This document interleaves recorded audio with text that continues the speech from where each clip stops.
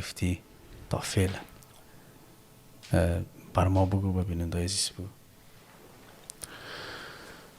من حس میکنم که بعض وقتا در زندگیت بعض از آرزوها باید برآوردنش.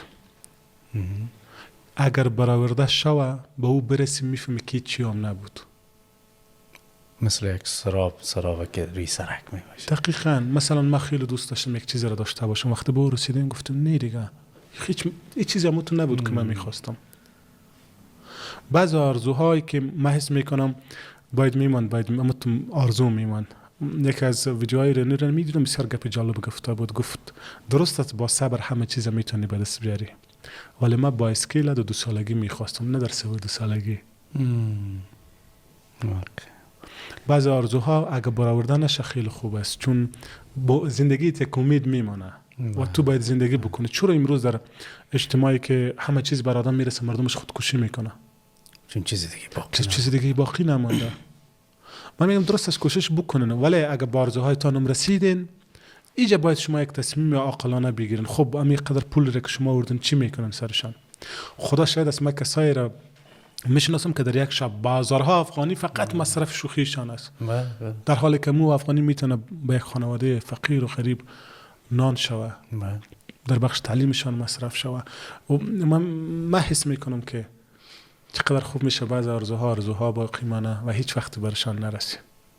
شاید برای دوستا یه گپ عجیب و غریب باشه، ولی وقت حس میکنه که برشان برسه. وقتی موبایل نام میگیریم برشان زد ضربه میزنیم، پوش میندازیم، یک موبایل دیگه هیچ.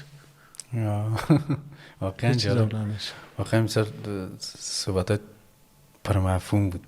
یعنی اگر کسی بتونه درکش کنه خیلی، چون همین آرزوهاست که انسان امیدوار میسازه که هر روز کار بکنه، تلاش بکنه. اگر این آرزوها را زندگی حذف کنی اصلا دیگه انسان یک جسد بیش نیست. همه روز در خانه شاید روی بستر باشه، اصلا حرکت نکنه. یک چیزی که من در زندگیم دیدم، خب من ندیدم، مثلا این مردم میگه خوشحالی کجاست؟ من میلیونرها رو دیدم که خوشحال نیست. برام زنگ میزنم، راشن قسم میکنم، دوستایم است. من کسایی رو میبینم من ایران ماندم که قال خوشحالی رو در کجا پیدا بکنم؟ یگانه چیزی که برادم خوشحالی میده ای که تو با درد کسی دیگه خفه شوی، او رو ببینی که خفه است، جگرخون است، بری امراشان بشینی قصه کنی و برشان بگی که برادر قندمی زندگی است، مشکلات خود داره، تکلیفای خود داره، و تو وقتی میبینی که او خوشحال میشه اینجا یک چیز غیبی در وجود تو میاد که تو هم خوشحال میشی. دکتر نوشه اینجا بسیار یک گپ جالب میگه که شما میخواین که یک کسی را 30% جگرخون بسازین، خداوند جل جلاله اول شما را 70% جگرخون میسازه تا شما امی 70% جگرخونی را بعدش انتقال بتون برای کسی دیگه. و اگر میخواین کسی را 30% جگر خوشحال بسازین، خداوند جل جلاله شما را 100% خوشحال میسازه تا خوشحالی را شما برای مردم دیگه انتقال بتین. حالا جوانایی که یک عالم امید داره، آرزو داره و برش نرسیده، برادر زیاد تشویش نکن، کوشش خودت بکن، شب و روز کوشش بکن، دیگه به خدا بسپار. قرار نیست کلگی میلیونر شوه، قرار نیست کلگی یک زندگی لکشری داشته باشه و هر کسی را ببینی که کشفش موتر است. با خدا کسایی را میشناسم، شاید دیده باشید یک از برنامه هم یک کسی است به نام عطاالله که پایش کار نمیته، دستایش کار نمیته، حتی گل بروی شما باشه امی ادرارش هم از رای یک پایپ از وجودش خارج میشه، ولی یک زندگی را داره که ما در افغانستان هیچ کسی به اون اندازه خوش ندیدیم. هر بار که به امرشان میبینم میگه که الحمدلله بسیار زندگیم خوب است، روزگارم خوب است. یک سوالی که من پیششان کردم، گفتم چی است که تو را بسیار زیاد جگرخون میسازه؟ گفت 10 سال میشه که سجده نکردیم، سرم در سجده نمانده. این گپ مرا بسیار جگرخون میسازه. و یک چیزی که مرا زیادتر خوش کرد، معمولا ما بعضی وقتا میریم به خاطر از اینکه الحمدلله خودش کار میکنه، روزگارش خیلی خوب است، رفتم به خاطر از اینکه پرسانشان بکنم و اگه ببینم کدام مشکلات داشته باشن. 2 ماه پیش رفته بودم، یک دونه کراچی را مانده بود، کمی کباب و مرغ چیزا رو میفروخت. من که دیدم در سر گفتم کی کباب میخوره، باز کباب مرغ، چون خاک بعد از افغانستان خودی حالتش خراب است. من گفتم شاید ناکام شوم.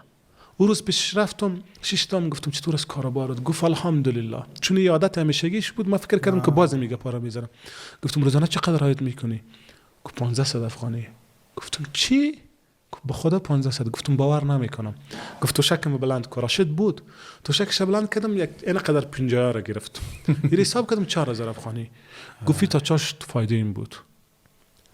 او در اونجا فهمیدم که در بعض جاها خداوند خودش کمک میکنه. با فکر بنده ما اصلا نمیتونه اونجا کس کباب بخوره، ولی به خاطر از اینکه چون از 15 سال زیاد افغانی درآمد داشت، به خاطر از اینکه حالا میراها بند شده، مرغا قیمتش یکم بلند رفته بود، اما آدم که نه پایش کار میکنه نه دستش کار میکنه، نانم کسی دیگه در دهنش میته.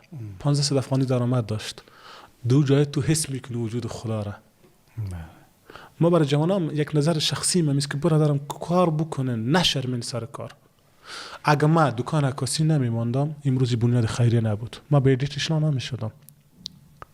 اگه ما خودم برای خود یک کار را پیدا نمیکردم یا مثلا ویدیوها رو نمیدیدم که چه قسم ادیت میشه، من پیش خودت نمی آمدم، من همیشه برنامه‌های دعوتگرای دیگر نمیدیدم، خب چیز خاص آسمان نمیایه. تو کوشش تا بکن، یک وقت حتما میایه که خداوند تو را کامیاب میسازه. و سر از این گپ 100% باوری باشین که این سختی ها میگذره، ولی فقط قلبت باید با اخلاص کار بکنی، چیز بد دلت نباشه، برای هیچ کسی بدی نخواهی.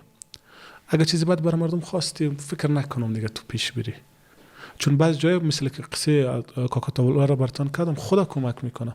اما تو جمع بری نشانت بدم که اون آدم 15 صد افغانی درآمد میکنه، باورت نشه. ولی شاید اتولا که برنامه ما رو ببینه، شما میتونن برین پیش پرسان بکنن، حتی زیادتر از او فایده میکرد. بس حس میکنه که خدا شکرت خودت هستی. و آدم وقتی تو کسا رو میبینه، ما ایران میمونم برای کسایی که وجودشان جور است، تازه تکرار از بازم ناامید است. باید ناامید نباشه. امیدوار هستم که دوستا عزیز صحبت‌های بسیار شیرین و صحبت‌های پرمعنای انشالله که مستفید شده باشن.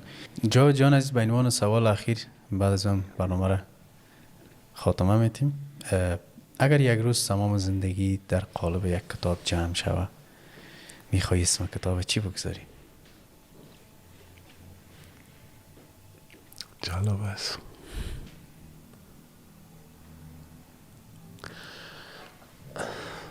دست زویست چه مرد در بند افتخار وکری، فرزندشو که مادرت بالایت افتخار کنه. نمیفهم نام جالب است یا نه؟ خیر، به نظرم دیگه از این که زیباتر نمیشه. میکنم از این که زیباتر نمیشه واقعا. تشکر بیننده‌های عزیز که ویدیو رو تا آخر تماشا کردین.